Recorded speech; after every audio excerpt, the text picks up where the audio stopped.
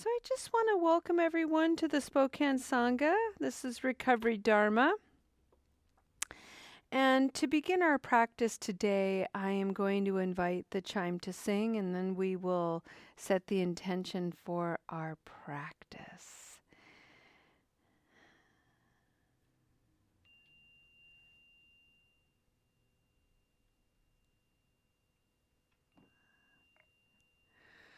All righty.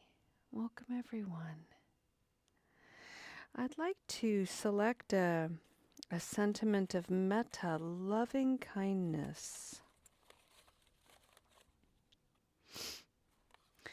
And this one reads, may you find strength.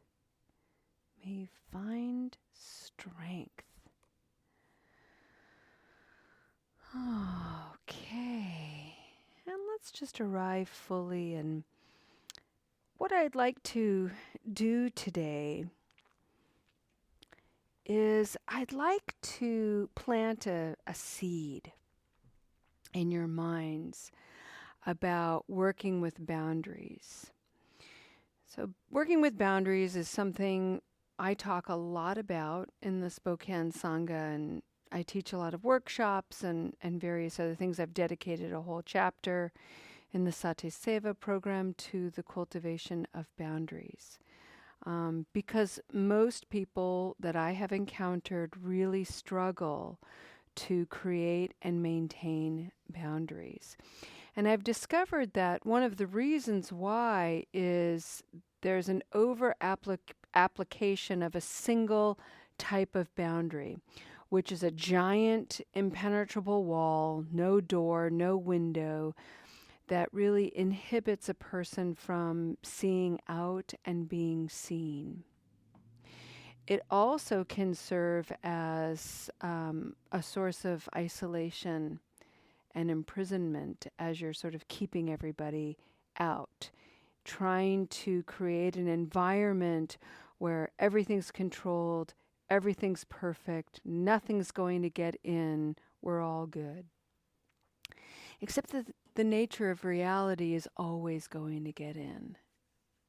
A little bug, a little drip drop of rain, some little annoyance, some person that you've invited over is going to rub you the wrong way. Something about life is going to get in and challenge your highly curated life. And so how do we create boundaries that are unique, beautiful, and varied so that they fit the individual, they fit the circumstance, and they can change and adapt over time?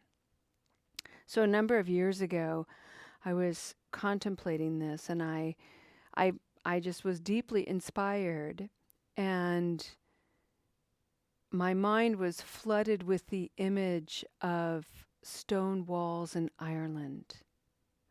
They're called balacloches, and that is Gaelic for stone wall.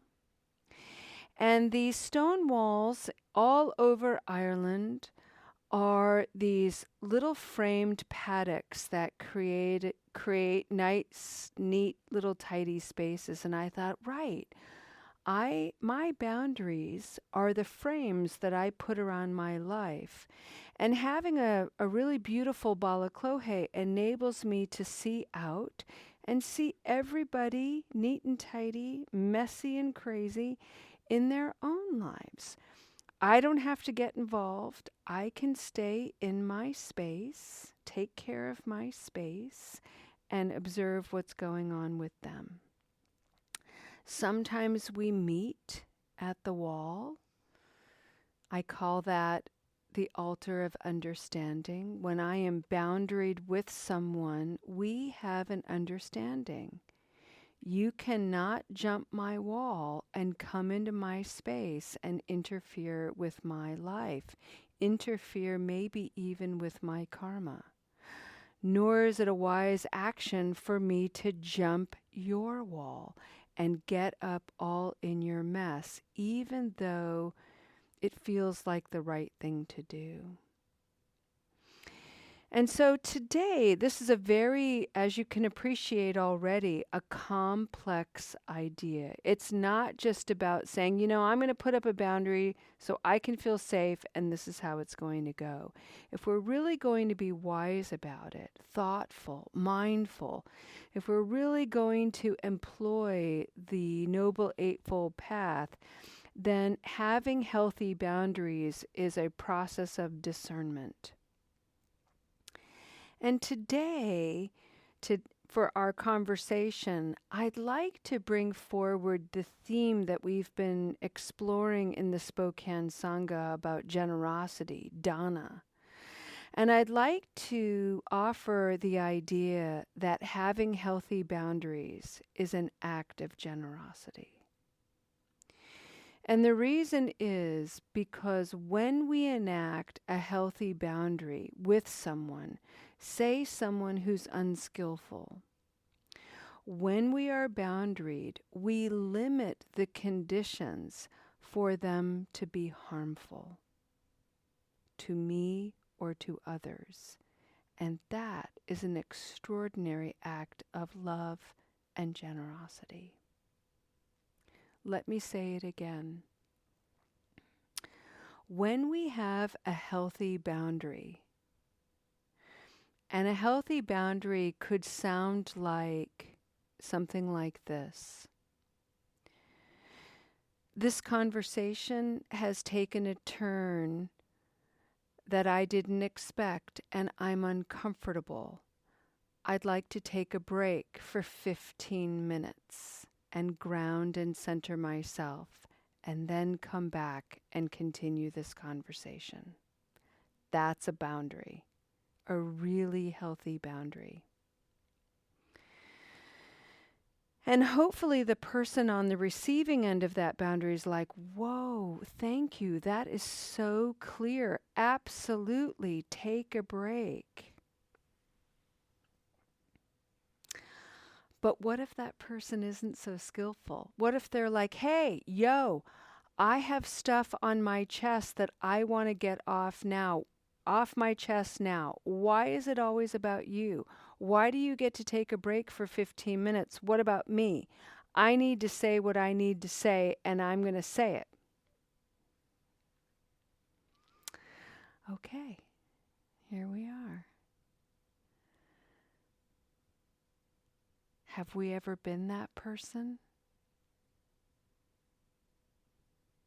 Have you ever been that person where you were so determined to say your piece, speak your mind, share your truth, that you could not honor somebody's self-awareness, indicating, I don't have the capacity to participate in this conversation anymore.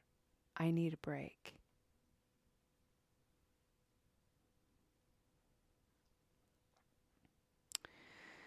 Now, if the person who created that boundary, let's say that was me, and the person I'm talking to doesn't respect my boundary, and I cave. I let them in. And I disregard my needs. What I have just done is I have created the condition for their disrespect to come into my space, tax my already limited capacity, and lo and behold, I react negatively. I lose my temper. I might say something unskillful that I regret. I've participated in creating the conditions to be harmed by somebody unskillful and to harm them.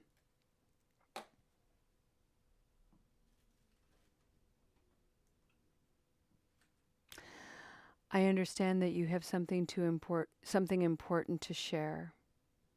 I don't have the capacity to hear that right now in the way that you deserve.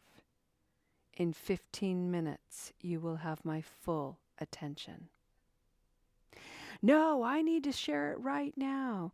I will not listen. And I'm now going to leave the room. and I'll be back in 15 minutes. They may have all the upset and the feelings and the mess and be angry and stomp around in their space, but that is not your work. That's not my work.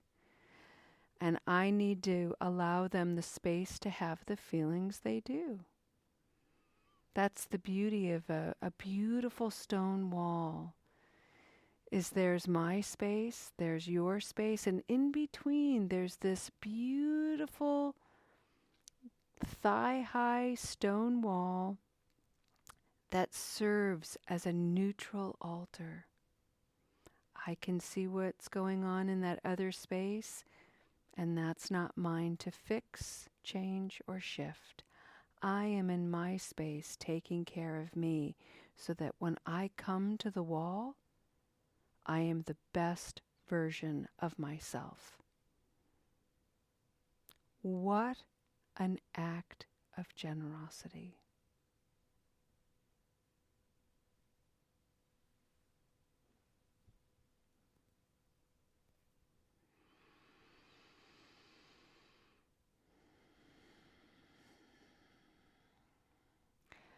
I bring this forward because I imagine that we all know what it's like to have our boundaries disrespected.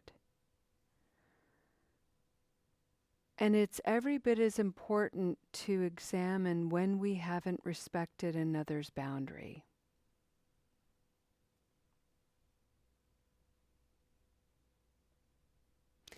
I know when my kids were younger and adolescents, I would just talk at them and want to iron out the problems and figure it out and talk.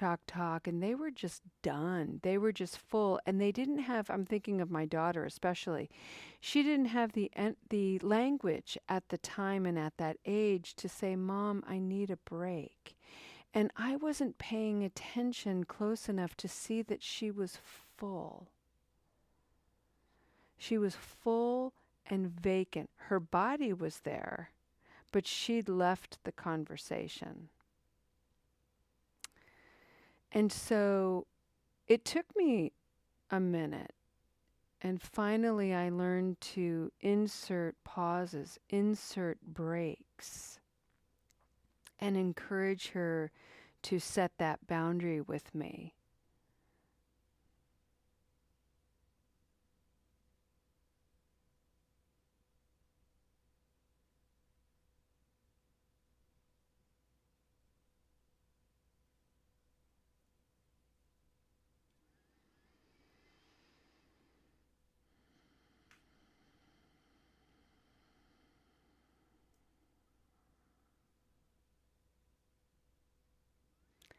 Take a moment. Imagine your balaklohe, your stone wall. Imagine somebody on the other side. Somebody who is very easy to maintain a boundary with. Somebody who delights in seeing you exactly as you are. Somebody who knows where you begin and end. Somebody who doesn't patrol your wall, doesn't jump into your space and interfere and pick up what isn't there. Somebody who knows to give you space.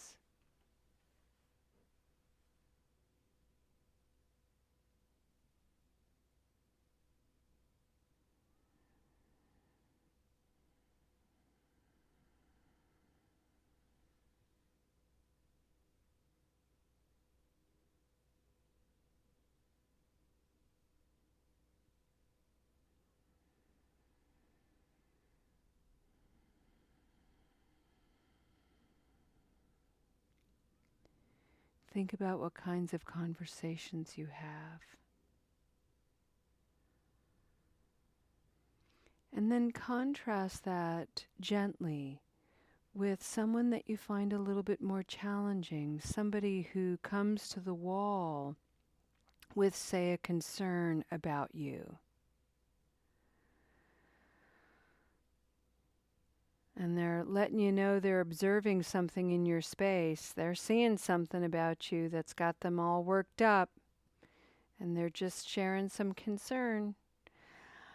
Except it feels like a barb.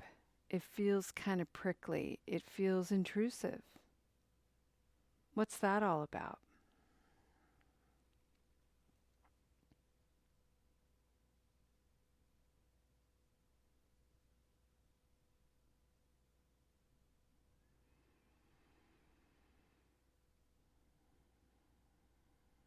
Maybe it's just a story you're harboring.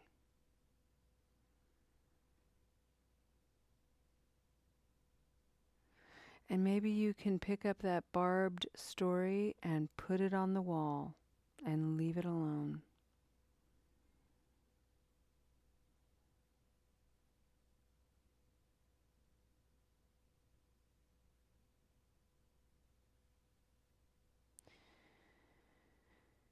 Maybe you're boundaried with someone who's highly chaotic, aggressive, volatile.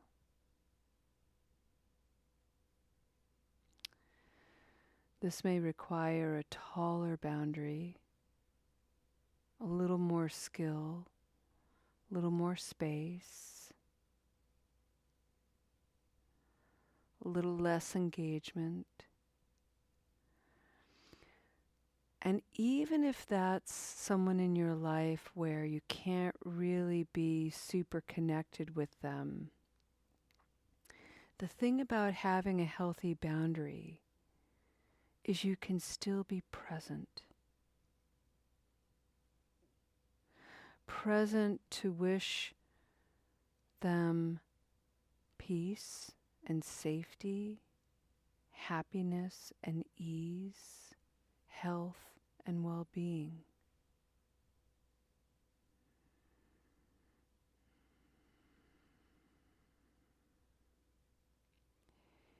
And you keep that boundary pretty strong, fortified.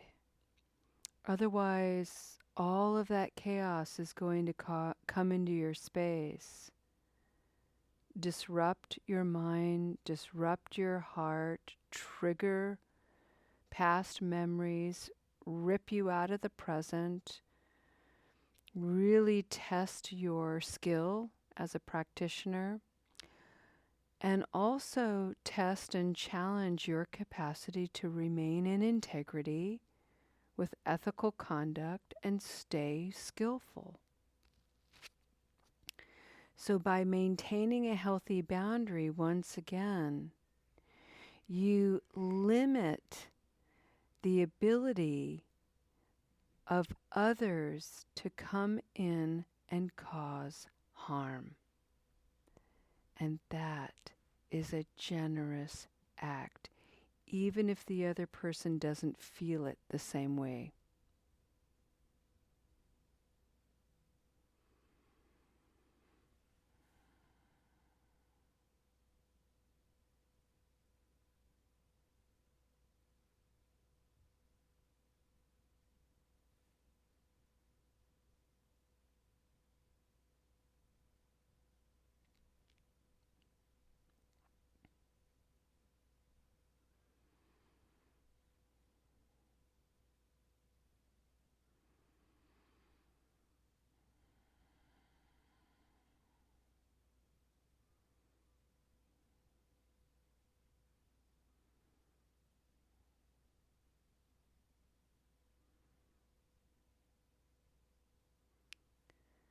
I'll give you another example to play with. A number of years ago, my son had a crush on a classmate of his. And she put up a really clear boundary. It was clear and it was kind. And what she said to him was that she wasn't interested in him romantically and she just wanted to be friends. And when he came into that boundary, he was pretty bummed out because he wasn't getting what he wanted, which is he wanted to have a little bit more than just a friendship with her. So in a very adolescent reaction, he's like, well, fine. We're just not going to talk and we're just not going to be friends. And I felt strongly about encouraging him to look at her, to see her clearly. She was letting him know that she did not want him out of her life. She wanted him in her life as a friend. And he had to decide if that was something he was able to do, or if he was simply going to stay motivated by his own desire.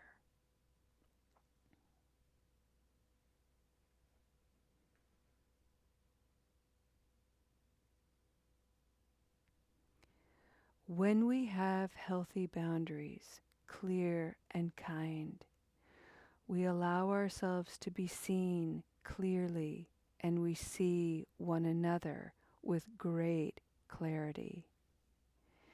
Healthy boundaries are a practice that encourages and promotes security, centeredness, connection, care. It is an extraordinary act of generosity.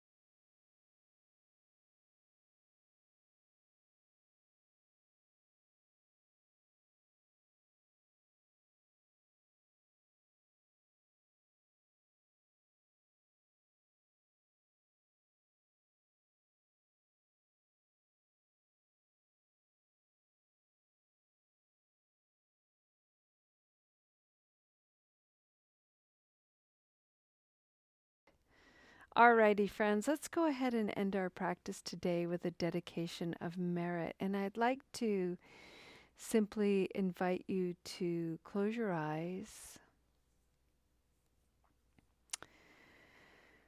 and take a deep breath in.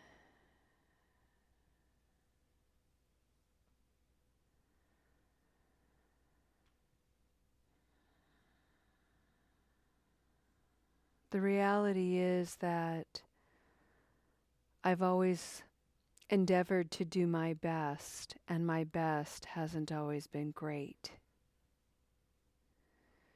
And what if I can offer that outward to others? I see you endeavoring to do your best, and right now that best isn't all that great, just like me.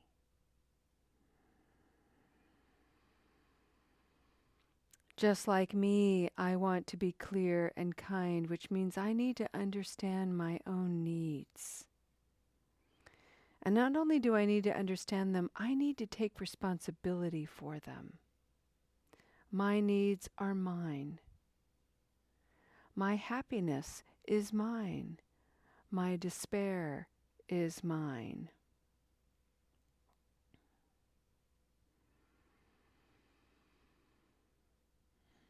And when I come to the wall and I bear witness to a loved one in despair, it is not nothing to stay present, to let them know I'm here, I see you, I love you.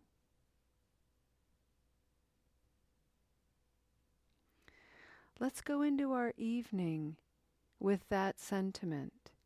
I am present. I am here. I see you. I love you. And see what that does to your evening and your rest. Thank you for your beautiful practice, friends. We'll see you next time. Namaste.